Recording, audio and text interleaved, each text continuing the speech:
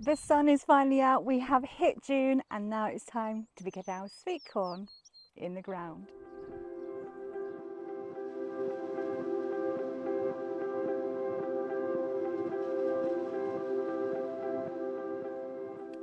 Even though to a certain extent it does depend on what is actually in harvest as to what is my favourite vegetable to actually grow and eat from the allotment, I have to say sweet corn is always right there at the top. So this week I'm actually going to be planting out my beautiful sweet corn, which I sowed about 3 or 4 weeks ago, and you can see there's already an awful lot of growth.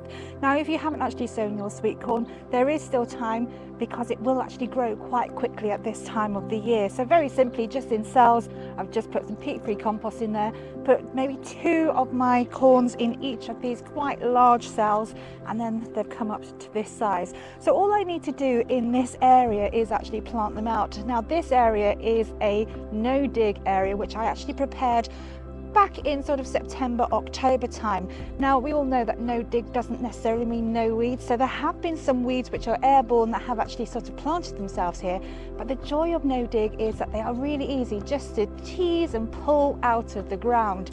Now it does mean that just underneath the surface, if you just scrape back a little bit, trying not to expose some of that amazing mycelium network, which is certainly at work in this patch, what you'll notice is actually just underneath it is really nice and moist, and actually that mulching has been doing its job. It looks dry on top, but actually just underneath it is actually quite wet, but not too wet because we don't want to drown these. So all I'm going to do is just take my sweet corn out of my cells, and because I've planted 2 in each, I'm just going to tease apart so that I've got these beautiful root systems here. Now I've already pre-dibbed my holes, and I'm going to have these about 30 centimeters apart. You don't want them any closer, and actually you don't really want them too far apart, and that's because sweet corn are actually air pollinators. What they'll do, and you'll remember from my video back in sort of September last year, is they grow to about 5 to 6 feet in height, and you get these glorious male tassels which come out the top, and then where the cobs actually form, you have the silks at the end, which are the female part. Now as air pollinators, we're wanting the wind to actually sway the plants, and all those male tassels will drop down to the silks beneath and actually pollinate.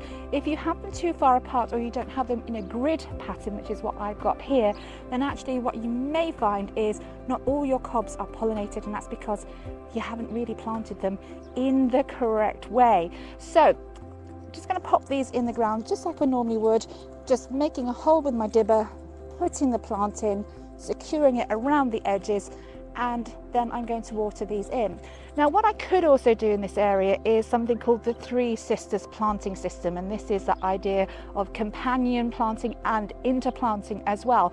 However, here in the UK in zone 8, that 3 sisters doesn't work particularly well. Basically this is where you have your sweet corn, you have your squashes underneath, which help to actually maintain and mulch that area by giving good ground coverage, and then the idea is that the beans, which will add the nitrogen, will grow up the sweet corn. Now our sweet corn in this country doesn't grow really tall enough for our beans, so I'm going to put my beans elsewhere, although having said that, I do have my broad beans just at the edge here, and if the mycelium network is doing its job, it should actually be getting some of those nutrients across.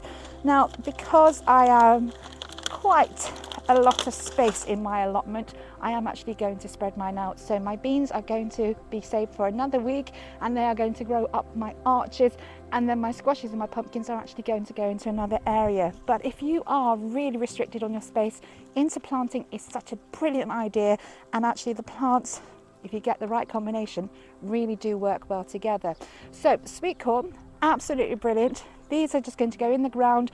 I'm going to water them in, and maybe water them once a week, because I do want these roots to find the water underneath the ground so that they are going to grow and look absolutely amazing. And probably for each of these plants I'm going to get maybe 4, possibly 5 cobs each. So 24 of these, you do the maths, I should have a really good sweet corn harvest this year, which I'm very excited about.